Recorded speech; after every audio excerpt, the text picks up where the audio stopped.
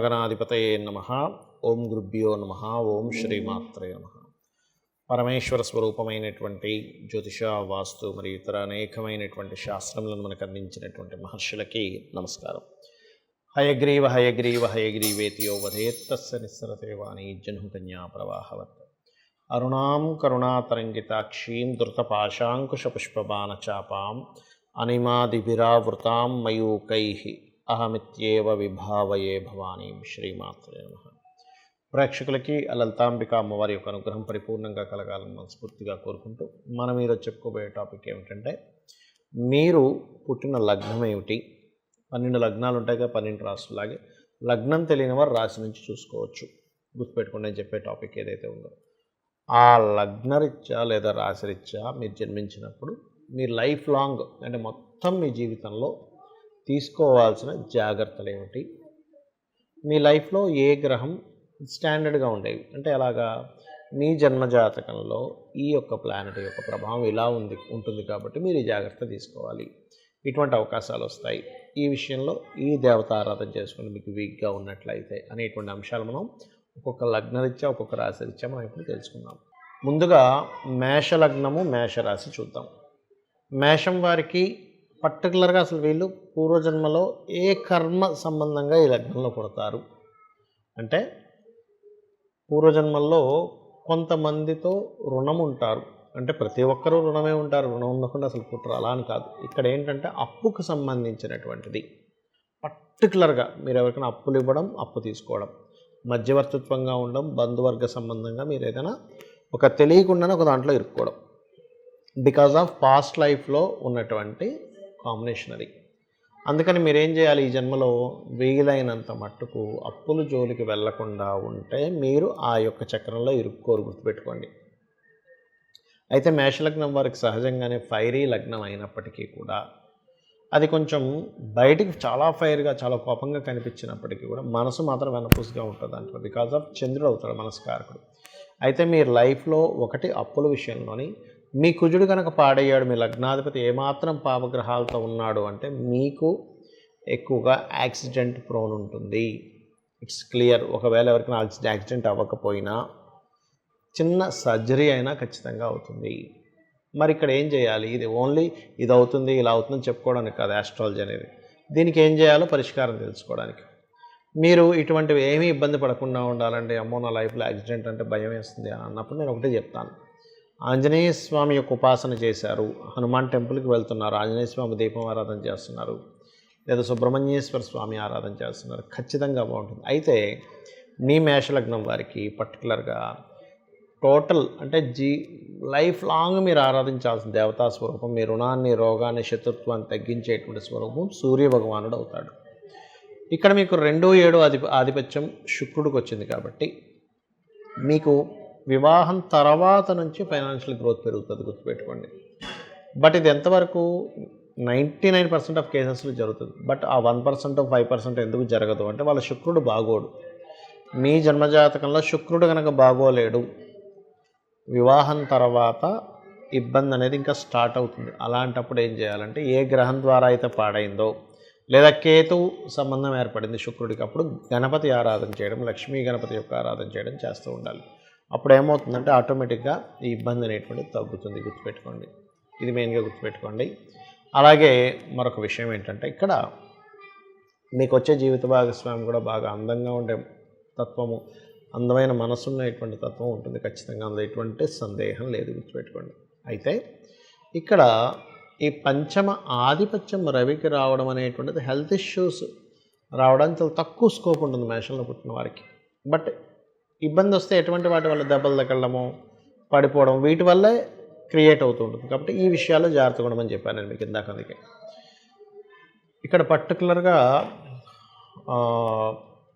గృహము విషయంలోకి వస్తే కనుక ఎప్పుడు కూడా లగ్నము నక్షత్రం బట్టి గృహ డైరెక్షన్ డిసైడ్ చేయకూడదు. వాళ్ళ పేరులో ఉండేటువంటి మొదలక్షరాన్ని పేరుని బట్టి డిసైడ్ చేయాలి. ఎందుకంటే మీరు గృహప్రవేశం చేసినప్పుడు కూడా పేరు బట్టి నక్షత్రం తీసుకొని ముహూర్తం పెడతారు. గృహం కొనుగోలు చేసేటప్పుడు కూడా మీ పేరులో ఉండే మొదలక్షరం ఏమిటి, ఏ వర్గకు కనెక్ట్ అవుతుందో చూసుకొని దాన్ని బట్టి తీసుకోవాలి ఎప్పుడైనా. అయితే మీకుండే దీంట్లో ఏంటంటే చర రాశి అవుతుంది చతుర్థం. కాబట్టి ఏంటి, గృహం కొనుక్కున్నా సరే ఇక్కడ ఉండలేకపోవడం, లేకపోతే ఎక్కువ మార్పులు చెందడం గృహ విషయాల్లో, ఇవి ఎక్కువగా జరుగుతూ ఉంటుంది మీకు. సర్వసాధారణంగా కూడా మీకు ఏంటంటే చంద్రుడు గనక బాగోలేడు, పాపగ్రహ సంబంధం పడింది అంటే మీరు ముఖ్యంగా గుర్తుపెట్టుకోవాల్సింది, మీరు ఏదైనా ఒక ప్రాపర్టీ తీసుకోవడం వల్ల మీరు అనవసరంగా ఇరుక్కుంటారు, మోసపోతారు. కాబట్టి ప్రాపర్టీస్ తీసుకునేటప్పుడు కాస్త చూసి తీసుకోండి ప్రాపర్టీస్ విషయంలో. It's most important. లేదండి నా జన్మజాతకంలో చంద్రుడు పాడేయాడు, ఇప్పుడు ఏం చేయాలి? హయగ్రీవ స్తోత్ర పఠనం చేయండి, ఖచ్చితంగా మీరు బయటపడతారు దాని నుంచి. అలాగే ఇక్కడ మీ యొక్క జన్మజాతకంలో 10వ అధిపతి 11వ అధిపతి బుధుడు శని అవుతాడు. అంటే ఏమిటి, కేవలం ఒక జాబే కాకుండా పక్కన ఇంకేదైనా సరే నేను ఇన్కమ్ సోర్స్ పెంచుకోవాలి కాబట్టి నేను ఏదైనా చేస్తాను బిజినెస్ లాంటిదని తారసపడుతూ ఉంటారు. వీళ్ళు పర్టికులర్గా ఉంటుంది మేషలగ్నంలో వారికి. అయితే మీరు బిజినెస్ చేయాలి అనుకుంటే కనుక మీరు పరిశీలించుకోవాల్సింది శని యొక్క స్థితి ఎలా ఉంది. Because of 10th and 11th lord ఆయన అవుతాడు కాబట్టి శని స్థితి ఎలా ఉందో చూసుకోవాలి. శని స్థితి బాగుంది, ఖచ్చితంగా మీకు బిజినెస్లో యోగిస్తుంది. శని స్థితి బాగాలేదు, అలాంటప్పుడు ఏం చేయాలి, మీకు సర్వీస్ ఓరియంటెడ్ రిలేటెడ్ బిజినెస్లో ఏం చేసుకుంటే బాగుంటుంది అనేది కూడా చూసుకోవాలి మీరు పర్సనల్ చార్ట్లో. బట్ మీరు ఈ దీంట్లో మాత్రం వెళ్తారు, ఎందుకంటే ఇక్కడ 6వ అధిపతి బుధుడు కదా, డైలీ కార్యక్రమాలు ఏదైనా బిజినెస్ చేయాలి, ఏదైనా డబ్బు సంపాదించాలని ఎక్కువగా ఉంటుంది సర్వసాధారణంగా. అందుకని మంచి కర్మలు చేస్తారు ఖచ్చితంగా. 12వ అధిపతి గురువు అయినందుకంటే కొన్ని శుభకర్మలు చేయాలి అనేది ఇంటెన్షన్గా లోపల ఉంటుంది మీకు. నేను ఏదైనా ఒక ధర్మకార్యం చేయాలి. అయితే ఇది చాలా బాగా ఎవరు వెళ్తారంటే గురువు యొక్క స్థితి ఎంత బాగుంటే అంత డెప్త్గా వెళ్తారు.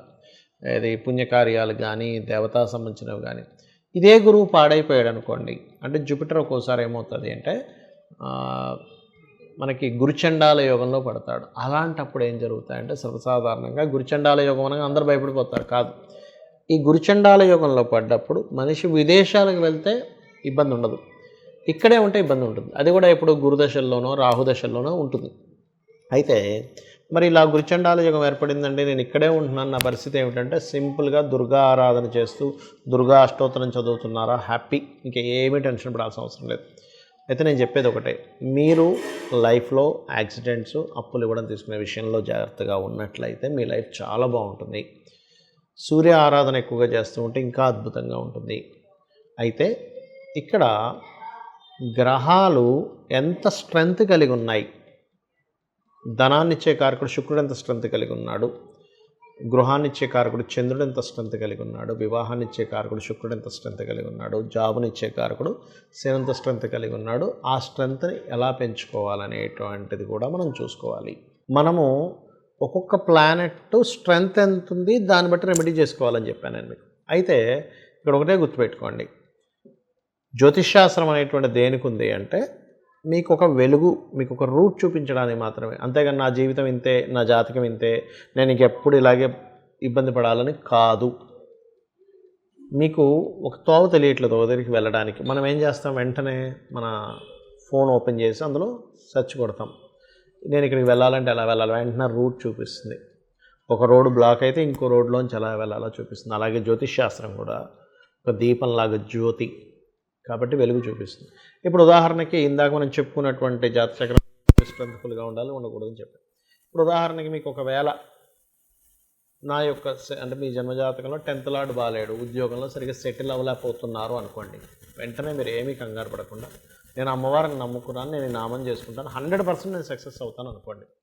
అది ఏమిటి అంటే ఓం శ్రీమాత శ్రీ మహారాజ్ని శ్రీమత్ సింహాసనేశ్వరి నమః, లేదా ఓం మాణిక్య మకుటాకార జానుద్వయ విరాజితాయే నమః. 40 minutes చేయండి, ఖచ్చితంగా మీకు మీ యొక్క జాబ్ సంబంధించిన విషయంలో 100% గ్రోత్ ఉంటుంది. అదేవిధంగా బెల్లం తినిపించండి, నువ్వులు దానంగా ఇవ్వండి, ఉలవలు దానంగా ఇవ్వండి. అలా కాదండి నాకు జాబ్ చేస్తున్నాను బట్ ఫైనాన్షియల్గా నేను ఎందుకు ఎదగలేకపోతున్నాను, నేను అనుకున్నంత ఎక్స్పెక్ట్ చేస్తున్నంత, నేను కష్టపడుతున్నంత ధనం రావట్లేదు, అప్పుడు ఎలాగా అంటే మీ 2nd లార్డ్ ఇక్కడ బలహీన పడ్డాడని అర్థం. అప్పుడు మీరు చేయాల్సింది ఏమిటి, ధనాధిపతి బలహీనంగా ఉన్నాడు, ధనం పెరగాలి. ఎలా పెరుగుతుంది, అమ్మవారి అనుగ్రహం ఉంటే పెరుగుతుంది. సింపుల్గా ఏం లేదు, చక్కగా మీరు ఒక తూర్పుకి ఎదురుగా కూర్చొని, లేదా సాయంత్రం పూట అయితే వెస్ట్ సైడ్ అయినా కూర్చొని ఓం సంపత్కరీ సమారూఢ సింధుర వ్రజ సేవితాయే నమః, లేదా ఓం ధర్మాధ్యక్ష ధనాధ్యక్ష ధన ధాన్య వివర్ధనయే నమః.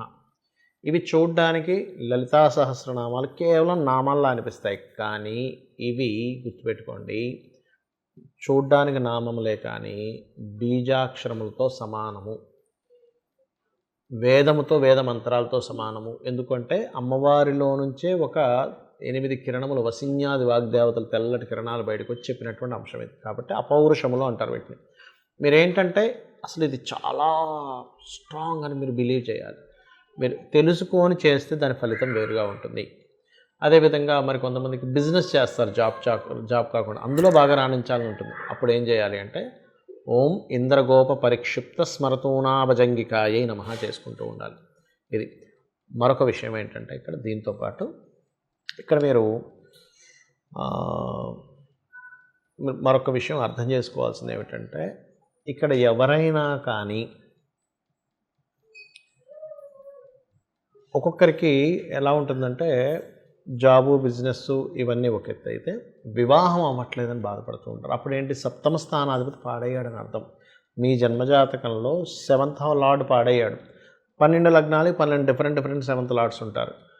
ఆ సప్తమాధిపతి ఏ గ్రహాల చేత పాడయ్యాడు, అందుకు అది పని చేయట్లేదు. అంటే ఏమిటి, సింపుల్ ఎగ్జాంపుల్ ఇప్పుడు చెప్తాను చూడండి, ఒక చిన్న ఎగ్జాంపుల్స్ చెప్తాను. ఒక వెహికల్ ఉంది, బ్రేక్ కొడుతుంటే బ్రేక్ అవ్వట్లేదు, లేదా ఎక్సలేటర్ రైజ్ చేస్తుంటే అవ్వట్లేదు. అంటే కారణం ఏంటి, దానికి సంబంధించిన లింక్ ఏదైతే వైర్ ఉందో అది తెగిపోయింది. సింపుల్, అంతే కదా. మనం ఏం చేస్తాం, దాన్ని రిపేర్ దగ్గర తీసుకెళ్ళి దాన్ని రిపేర్ చేసుకుంటాం. అంతేగాని కారు వదిలేయడం కదా, కారు వదిలేయం కదా, నా జీవితం ఇంతే అనుకోం కదా. బ్రేక్ పడకపోతే నా కారు ఇంతే అని కారు వదిలేయం, లేకపోతే మనం విరక్తితో వెళ్ళిపోం. సింపుల్గా ఆ బ్రేక్ ఎందుకు పడట్లేదో తెలుసుకొని దాన్ని రిపేర్ ఎలా చేసుకుంటామో.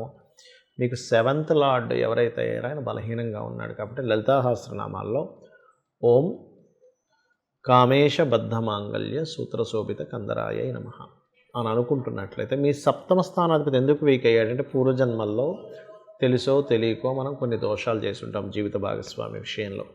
కాబట్టి ఈ రకంగా ఉంటుంది. అదేవిధంగా వివాహం అయింది కానీ మాకు ఇబ్బంది ఉందండి, ఓం శివ కామేశ్వర అంకస్త శివ స్వాధీన వల్లభాయ నమః. ఇంకొంతమంది జాతకాల్లో కొన్ని విచిత్రాలు జరుగుతుంటాయి. ఎలా అంటే నేనేం చేసినా తప్పు పడుతున్నారండి అంటూ ఉంటారు. ఇక్కడ 2 రకాలు.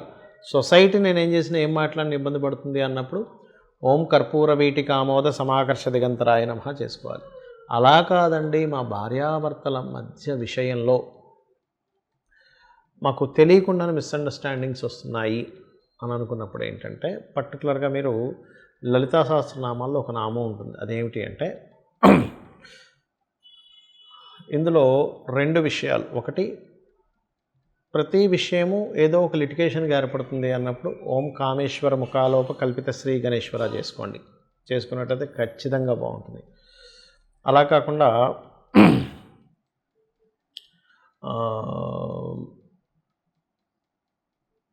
ఒక్కొక్కసారి ఏమవుతుంటుందంటే, ఏ పని చేస్తున్నా సరే ఆటంకం కలుగుతుంది అన్నప్పుడు కూడా ఈ నామం చేసుకోవచ్చు. కామేశ్వర ముఖాలోక కల్పిత శ్రీ గణేశ్వర అనేటువంటిది.